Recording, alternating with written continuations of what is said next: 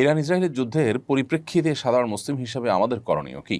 Iran ইসরায়েলের যুদ্ধের প্রেক্ষিতে শুধু নয়, বর্তমান জমানাতে অনেক ঘটনা প্রবাহ আছে, যে ঘটনা প্রবাহে আসলে আমাদের প্রপার কোনো ডিসিশন নেওয়া সবসময় ইজি নয়, বরং ধোঁয়াশায় পরিপূর্ণ এবং ফিতনায় পরিপূর্ণ। কিয়ামতের আগে আসলে ফিতনা এমনভাবে পতিত হবে, ধোঁয়াশা বিভ্রান্তি এমনভাবে ছেয়ে যাবে যে আমরা আসলে সিদ্ধান্তহীনতায় ভুগতে হবে, এবং সঠিক এবং বেঠিক সিদ্ধান্ত বের করে আসা, সঠিক এবং বেঠিক পথ নিরূপণ করা, এটা কঠিন একটা ব্যাপার হয়ে দাঁড়াবে। ইরান ইসরায়েল যুদ্ধের ক্ষেত্রে ব্যাপারটা অত জটিল না হলেও একেবারে সহজও নয়। একদিকে আমরা জানি যে ইরান, তারা আমাদের কেবলাকে কেবলা মানে, আমাদের রসুলকে রসুল মানে ইরানের শিয়ারা। অপরদিকে আমরা এও জানি যে শিয়াদের একটা গ্রুপ, তারা ইসলাম থেকে খারিজ হওয়ার মতো বিশ্বাস লালন করে।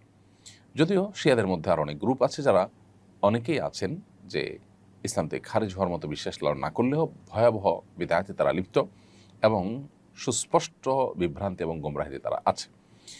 এ ব্যাপারে সারা বিশ্বের আহলে সুন্নাহ ওলামা ইকরামের কারোরই কোনো দ্বিমত নেই। চার মাযহাবের সমস্ত ওলামা ইকরাম এবং আপনার সমস্ত আইম্মা হাদিস মুহাদ্দিসিন সবাই প্রায় একমত।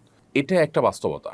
আরেকটা বাস্তবতা হলো যে আমরা জানি সিরিয়া সহ, ইরাক সহ মধ্যপ্রাচ্যের অনেকগুলো দেশে এই শিয়া প্রধান দেশটি ইরান বিভিন্ন সময় হামলা চালিয়েছে, এবং বিশেষ করে অতি সম্প্রতি সিরিয়াতে হাজার হাজার বরং লাখো আহলে সুন্নাহর আলেমদেরকে হত্যা করেছে, মসজিদগুলোকে ভেঙেছে, দখল করেছে, এবং সেখানে আপনার শিরকের রামরাজত্ব কায়েম করেছে। বিশেষ করে বাশার আল আসাদ, যে কসাই হিসাবে পরিচিত, লক্ষ লক্ষ মানুষের জীবনহানি করেছে, যে সে নিজে ইরানের অনুগত এবং ইরানের সহযোগিতা নিয়ে সে তার এই জুলুমগুলো চালিয়েছে।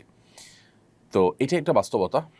আবার ইহুদি রাষ্ট্রটির যে জুলুম দীর্ঘকাল পর্যন্ত ফিলিস্তিন সহ গোটা মুসলিম বিশ্বের বিরুদ্ধে যে ভয়াবহ এবং সবচেয়ে খোলা শত্রুতায় লিপ্ত, এটা তো আজকে নতুন নয়। এবং কোরআন কারীমে আল্লাহ বলেছেন, লাতাজিদান্না আশাদ্দান্নাসে আদাওয়াতান লিল্লাযিনা আমানুল ইয়াহুদ, ঈমানদারদের সবচেয়ে বেশি কঠোর শত্রুতা করতে দেখবেন ইহুদিদেরকে, হে রাসূল, এবং এরপরে যারা মুশরিক তাদেরকে। আজও আমরা দেখছি যে আমাদের পার্শ্ববর্তী দেশের মুশরিক দেশ এবং এই ইহুদি দেশ, উভয় দেশ পৃথিবীর যে কোনো প্রান্তে মুসলমানদের বিরুদ্ধে তারা ঐক্যবদ্ধ এবং সবচেয়ে বেশি সোচ্চার। তো এই জন্য যারা আমাদের আহলে কেবলা নয়, সেই ইহুদিদেরকে এক সাইডে রাখলে অবশ্যই শিয়ারা, যারা আমাদের কেবলাকে কেবলা মানেন, যাদের সাথে আমাদের অনেক দিক থেকে মিল আছে, তারা আমাদের সন্দেহাতীতভাবে আমাদের বহু কাছাকাছি, সেই জায়গা থেকে তাদের প্রতি আমাদের সিম্প্যাথি, তাদের প্রতি আমাদের সমর্থন থাকার কথা সূরা রুমের মূলনীতির আলোকে।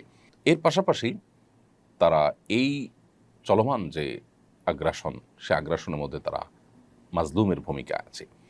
সেই জায়গা থেকে আমরা মাজলুমের পক্ষাবলম্বন করাটা, এটা হলো আমাদের জন্য সবসময় কর্তব্য। আমরা কোনো অবস্থাতে জালেমের সহযোগী বা জালেমের সমর্থন, এটা আমরা কোনো অবস্থাতে করতে পারি না। সেই সাথে আল্লাহ তাআলার কাছে আমাদের একটা কমন দোয়া থাকা দরকার, আল্লাহ চলমান সমস্ত ঘটনা প্রবাহের শেষ পরিণতি যেন ইসলাম এবং মুসলমানদের জন্য কল্যাণ বয়ে আনে। সে দোয়াটা আমরা মনে প্রাণে আল্লাহ তাআলার কাছে বেশি বেশি নিবেদন করব, এবং সকল প্রকার জুলুমের অবসান, জালেমের পতনকে আমরা আল্লাহ তাআলার কাছে কামনা করব কায়মন বাক্যে।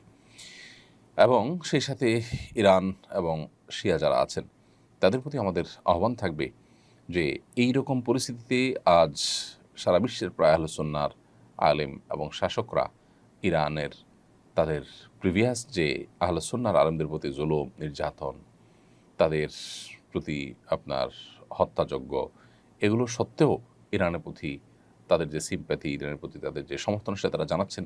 অতএব তারাও ভবিষ্যতে আহলে কেবলা নিজের স্বগোত্রীয় ভাইদের সাথে আচরণ করার ক্ষেত্রে তারা যেন আরও দায়িত্বশীলতার পরিচয় দেন।